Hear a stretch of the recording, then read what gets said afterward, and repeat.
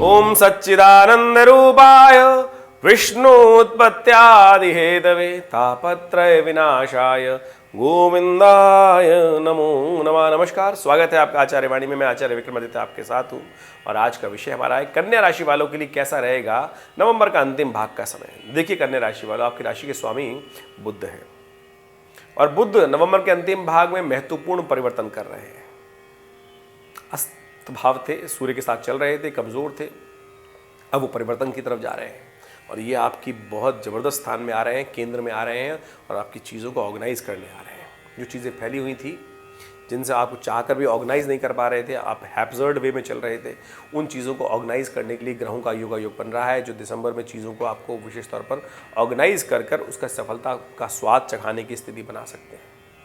तो बृहस्पति, ये जो समय है बहुत महत्वपूर्ण है। सिलसिलेवार तरीके से आपको समझ लेना चाहिए ग्रहों का योग आपके लिए कैसा रहेगा। इस नवंबर के अंतिम भाग में कई ग्रहों का परिवर्तन होगा और मंगल का परिवर्तन भी अभी होकर चुका है और जो शनि के साथ विशेष तौर पर क्लैश के योग बना रहा है। शनि इस वक्त वैसे ही आपके लिए उपद्रवकारी हो रखे हैं, शत्रुओं को वृद्धि कर रहे हैं, रोग स्थान में बढ़ा रहे हैं। ऐसे में मंगल का विशेष तौर पर शनि के साथ योग बन रहा है, ये भी आपके लिए कोई अच्छा नहीं बन रहा है। तो ऐसे में ध्यान रखते हुए कार्य करना चाहिए। कुछ खास उपाय के योग बनने वाले हैं, तो हम आपको बताएंगे सिलसिलेवार तरीके से कौन सी तिथि में एक उपाय, जी हाँ एक छोटा सा उपाय आपके लिए पूरे आगे आने वाले 1.5-2 महीने के लिए बहुत सुंदर तरीके से लाभ की स्थिति बना सकता है, रक्षा कवच प्रदान कर सकता है आपको। ऐसे में शुक्र का भी परिवर्तन होने जा रहा है और शुक्र कमजोर स्थिति से आकर नई शक्ति के साथ आपके धन भाव में आ रहे हैं और ये आपके लिए बहुत सुंदर है। इसका लाभ यदि आप लेना चाहें तो बहुत सुंदर तरीके से ले सकते हैं। तो पहले समझ लीजिए क्या कुछ ग्रह योग कब कब आपके लिए होने वाले हैं, कैसे होने वाले हैं। 23 नवंबर की यदि हम बात करें तो बृहस्पतिवार का अवसर है, उस दिन देवउठनी एकादशी है, सबसे श्रेष्ठ एकादशी, पूरे साल में होने वाली एकादशियों में सबसे श्रेष्ठ एकादशी है। ग्रहों का योग आपके लिए बड़ा अनुकूल बना हुआ है, सुंदर परिवर्तन का योग है, नव शक्ति का संचार करेगा और यदि आप ऐसे में भगवान विष्णु का पूजन सही रूप से कर लें तो बहुत सुंदर होगा। तुलसी का कहीं पेड़ किसी मंदिर में जाकर रोपित करने का प्रयास करें, घर में रोपित करने का प्रयास करें, ये सुंदर आपके लिए भाग्योदय करने के योग बनाएगा। तो इसका लाभ आपको लेना चाहिए। तुलसी विवाह भी होता है इस दिन। ये सारे उपाय हैं, शास्त्र के दृष्टिकोण से अवश्य करने का प्रयास करना चाहिए। देवउठनी एकादशी एक तरह से अंशुत साया मानी जाती है, लेकिन इस दिन भद्रा विद्यमान हो गया है तो अंशुत साय पर भद्रा का साया हो गया है। तो 10 बजे से पहले पहले अंशुत साया रहेगा, 10 बजे के बाद भद्रा आ जाएगी, तो 10 बजे से लेकर रात्रि के 9 बजे तक ये भद्रा रहेगी। तो उस समय में भद्रा का दोष लगेगा नए कार्यों को आरंभ करने के लिए, तो उससे पहले पहले इस कार्य को करना चाहिए। नए कार्यों का लाभ लेना है तो इस भद्रा काल से बचना चाहिए। 24 नवंबर को ग्रह गणना विशेष तौर पर दिखा रही है कि अच्छा योग समय का लाभ आपको मिलेगा ग्रहों के दृष्टिकोण से, लेकिन सुबह का समय आपके अनुकूल है, शाम का समय थोड़ा सा कष्ट देने के योग बना सकता है। लाभ की स्थिति है, धनागमन की स्थिति है, लेकिन मन अशांत होने का स्थिति दिखाई देती है, तो उसको ठीक करने का आपको प्रयास करना चाहिए। उसके लिए खास तौर पर उपाय करें। आपके लिए सबसे श्रेष्ठ उपाय ये है कि इस दिन शाम के समय विशेष तौर पर यदि आप ओम शांग शिंग शोंग से चंद्रमसे नमः इस मंत्र का जप करें या ओम त्र्यंबकम यजामहे सुगंधिम, भगवान शिव के मंदिर में जाकर थोड़ा गंगा जल से भगवान का अभिषेक कर लीजिए। इससे आपके चंद्रमा को शिव शक्ति प्राप्त होगी। लेकिन 2-3 दिन चंद्रमा परेशान करने वाले हैं आपको, सब कुछ होते हुए भी मन में अभाव, मन थोड़ा कष्ट में होता दिखाई दे रहा है, तो उनको ठीक करने का आपको प्रयास करना चाहिए। 25 नवंबर को ग्रह गणना विशेष तौर पर दिखा रही है कि एक सुंदर मुहूर्त बना रही है। इस दिन त्रयोदशी है, शनिवार है और प्रदोष का योग है शाम के समय, और ये प्रदोष बेहद खास है, शनि प्रदोष है। साल में 1-2 बार आता है शनि प्रदोष और कहा जाता है कि ये आता है तो उस समय मुहूर्त में यदि एक उपाय कर लिया जाए तो शनि के बहुत सारे दोषों को दूर कर सकता है। और इन दिनों तो खास तौर पर शनि मंगल का टकराव पिछले करीब नवंबर के मध्यकाल से बन गया है और करीब 9 दिसंबर के अंतिम तक चलने वाला है। ये कष्ट देने के योग बनाने वाला है, तो ऐसे में इस दिन कुछ खास उपाय कर लिए जाए। हनुमान जी के मंदिर में जाकर सुंदर तरीके से उनके सामने पीपल के पत्तों की एक माला अर्पित उन्हें की जाए। शनिवार का अवसर है, ये बहुत सुंदर उपाय है। आपकी राशि के अनुसार से अवश्य करने का प्रयास कीजिए। पीपल के पत्तों को एक माला बनाकर ओम हंग हनुमतये नमः इस मंत्र का जप करते हुए हनुमान जी को अर्पित करने का प्रयास करें। लाल दीपक से उनकी आरती उतारें और हो सके तो विशेष तौर पर चूरमे का भोग उनको लगाएं। ये सुंदर उपाय अवश्य कर आपको लाभ प्राप्ति के योग बनेंगे। शाम के समय विशेष तौर पर भगवान शिव के मंदिर में जाकर तिल के तेल से भगवान का अभिषेक कीजिए। ये क्योंकि शनि महाराज इन दिनों आपकी राशि के अनुसार से बात करें तो शत्रु वर्धन करने का योग बना रहे हैं, तो इससे शत्रुओं पर विजय प्राप्त करने के सुंदर योग बन सकते हैं।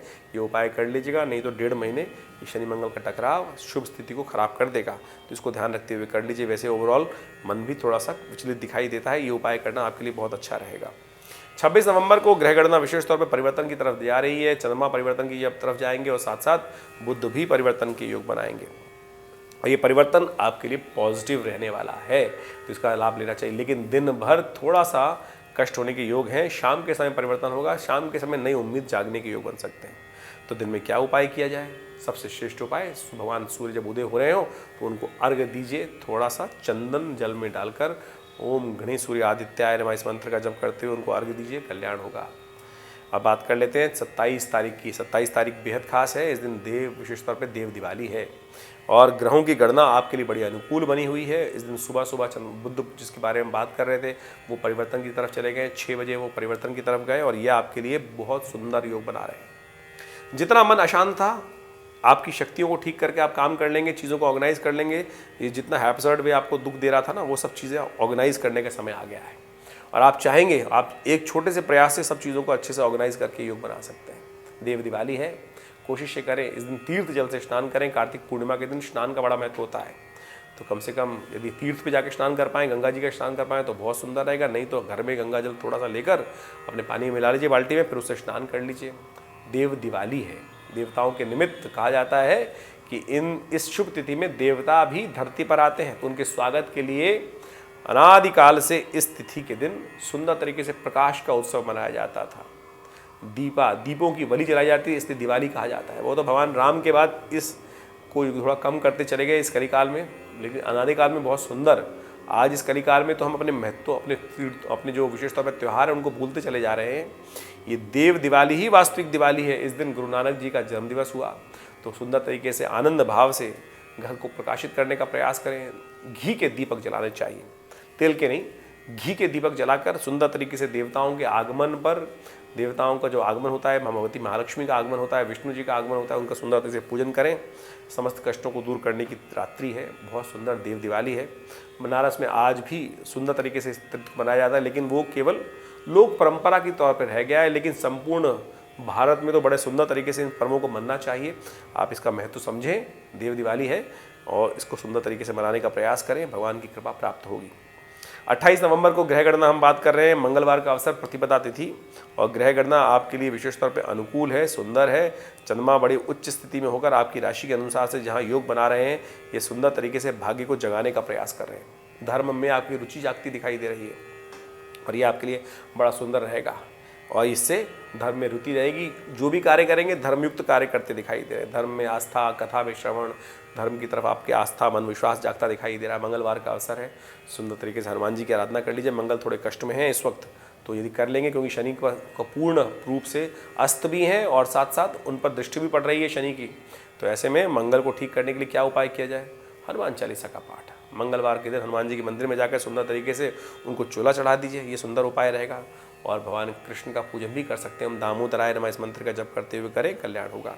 29 तारीख को बुधवार का अवसर, द्वितीया तिथि और शुक्र का परिवर्तन का योग बन रहा है। सुबह सुबह चंद्रमा का परिवर्तन का योग बन रहा है। ये दोनों परिवर्तन आपके लिए बेहद खास है, और ये परिवर्तन विशेष तौर पर ये सूचना दे रहा है आपके लिए कि आपके कार्यों की महत्ता, सफलता की तरफ जाने के योग बन सकते हैं। लेकिन थोड़े खर्चे आपके बढ़ने वाले योग दिखाई दे रहे हैं, तो खर्चों को यदि कंट्रोल करते हुए कार्य करेंगे तो आपको सफलता का पूर्ण स्वाद प्राप्त करने के योग बन सकते हैं। ये शुक्र का परिवर्तन जो हो रहा है, ये भी आपके लिए धन आगमन की सूचना दे रहा है। ऐसे में एक उपाय बड़ा अच्छा रहेगा आपके लिए, छोटी कन्याओं का पूजन, छोटी कन्याओं का आशीर्वाद। जो 7 वर्ष से छोटी कन्याएं हैं, उनका आशीर्वाद, उनको कुछ मीठा, वस्त्र इत्यादि, किताबें इत्यादि देकर उनका आशीर्वाद लेते हुए कार्य करें। ये सुंदर उपाय आपके लिए बहुत सुंदर ग्रहों का परिवर्तन रहेगा आपके लिए। वहीं 30 नवंबर की यदि हम बात करें तो बृहस्पतिवार का अवसर, तृतीया तिथि, और उस दिन चतुर्थी का व्रत भी, गणेश चतुर्थी का व्रत भी किया जाएगा। विघ्नों को दूर करने वाले गणेश जी का स्तवन करना चाहिए। भद्रा विद्यमान है उस दिन, और रिक्ता तिथि है, तो ऐसे में विशेष तौर पर ध्यान रखते हुए कार्य करें कि भगवान गणेश का पूजन करते हुए भगवान गणेश को मोदक अर्पित करें। ग्रह योग आपके लिए अच्छे बने हुए हैं, लेकिन थोड़े खर्चे बढ़ने के योग साफ साफ दिखाई दे रहे हैं, तो खर्चों को कंट्रोल करते हुए कार्य करने का आपको प्रयास करना चाहिए। तो इस प्रकार से ये सुंदर तिथियाँ आपके लिए क्या कुछ लेके आई हैं, ये हमने आपको बताया। इन उपायों को कर लीजिए, कष्ट दूर होंगे, भगवान प्रसन्न होंगे और आपका भाग्य जागेगा।